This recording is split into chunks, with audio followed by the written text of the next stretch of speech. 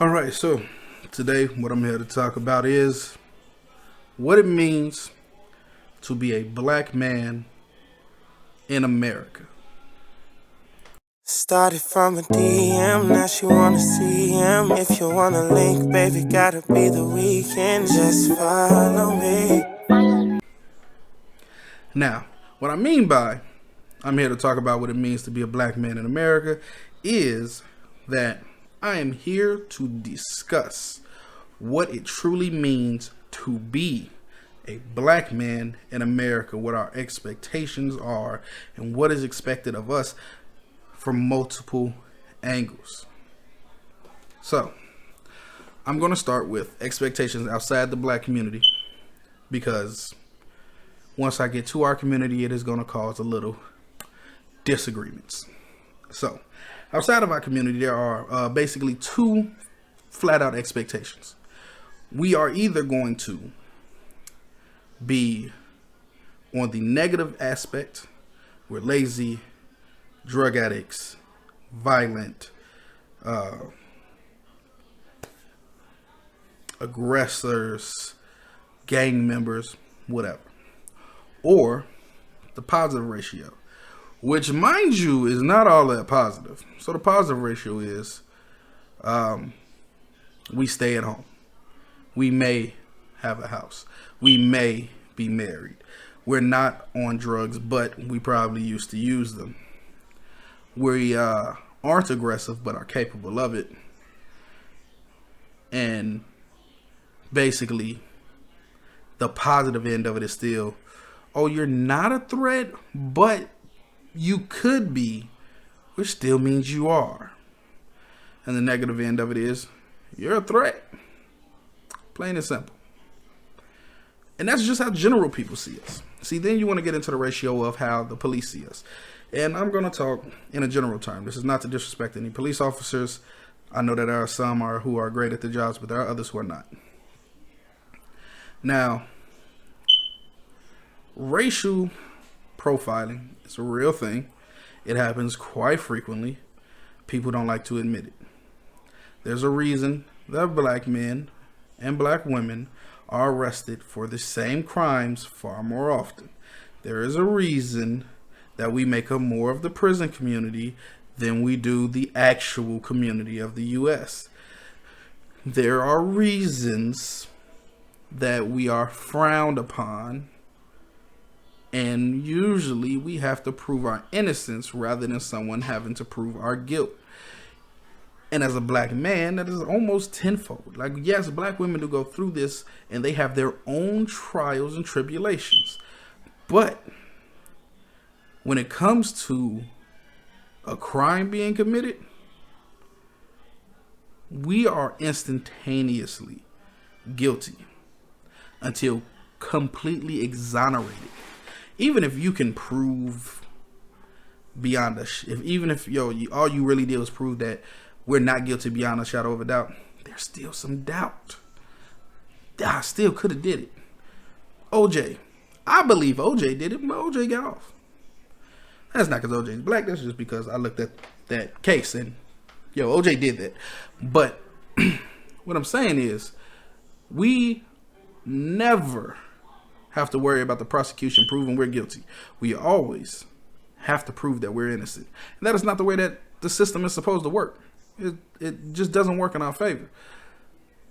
And it's sad. But the police are the same way. They're part of that system. More often than not, depending on where you are, you will receive some type of mistreatment by the police. Now, I'm in Chicago, and the police mistreat people here. It's just what it is. I've been lucky enough to only have dealt with it a few times in my dealings with the police, but I've dealt with it, and I don't know anybody who hasn't dealt with it at least once who's in my age group. It happens. They're not good people, not all of them, and a lot of them are terrible people, to be honest. They seem sad and bitter, and some of them don't. Some of them are great. It's wonderful. But let's move on to social interactions then.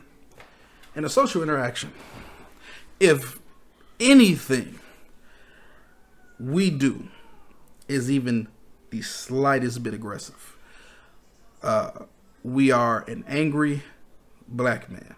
Now, black women do directly deal with this exact same issue. They're not allowed to stand up for themselves, or they're the angry black bitch.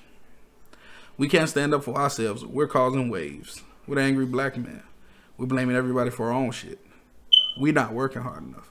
Black women deal with that too. That is something we do in fact deal with together, and that is just because we're black. Now, we got to stay in our place, and our place is definitely below everyone else. Oh, how dare you speak up for a promotion that you definitely deserved? How dare you accuse us of holding you back because you're black, just because we gave your promotion to a far less deserving white person. So these are issues that we deal with. That's work. Social interactions are the same way. We can never stand up for ourselves in a public setting, or it is viewed upon as being negative. I'll be the angry black man if somebody comes to me in a negative manner, and I simply defend myself. I don't have to get physical with them, but if I raise my voice, oh, look at that, he's being ghetto. So I have to be careful and wary of that sometimes. And now, well, I just don't care anymore. I'm going to do what I want to. And y'all going to deal with it. But the expectations of a black man and the black community are, strangely enough, sort of different, sort of the opposite. We are expected to be aggressive, to be violent, to be dangerous, to be thugs. And when we're not, we'll be looked down upon sometimes. Now, recently, it's been a lot less common. It's okay to like anime. It's okay to be a nerd for the most part, to play video games and all of this. This has become relatively okay. Some black women still look down on it. Some black guys still look down on it, but it has become an accepted thing to the most part. I am a gamer. I am an otaku. You don't know what that is? Then you're just not one. It's that simple. I don't have time to explain everything. But basically, the world has changed a little bit. So within the black community, it has become far more accepting of us to not be in these roles. But do not get it twisted. There are still many black women who feel like if you are not a thug in the streets, you're not worth her while.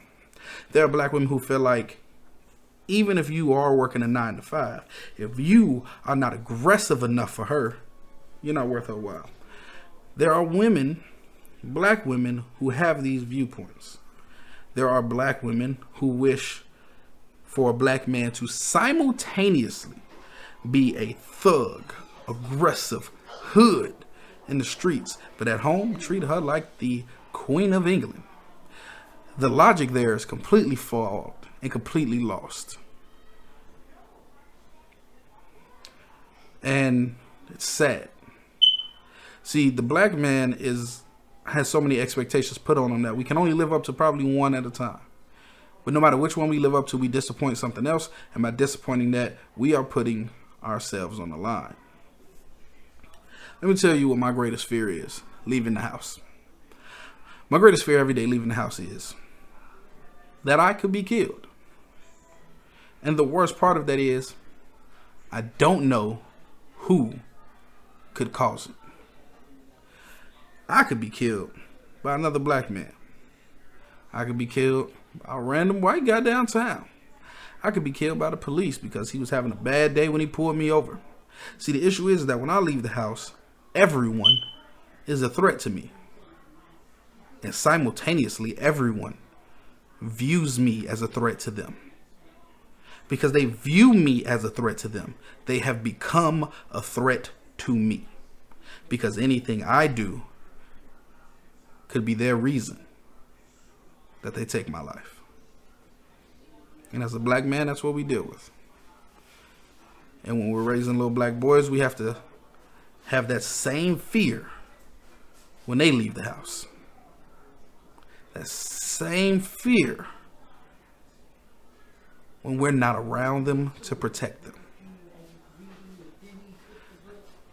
Being a black man in America is dangerous, and everyone knows that. Being a black man in a black community is dangerous. Being a black man in a white community is dangerous. Being a black man in an Asian community is dangerous. Being a black man in any community is dangerous. And it's just because we're black. Started from a DM, now she wanna see him. If you wanna link, baby, gotta be the weekend. Just follow me.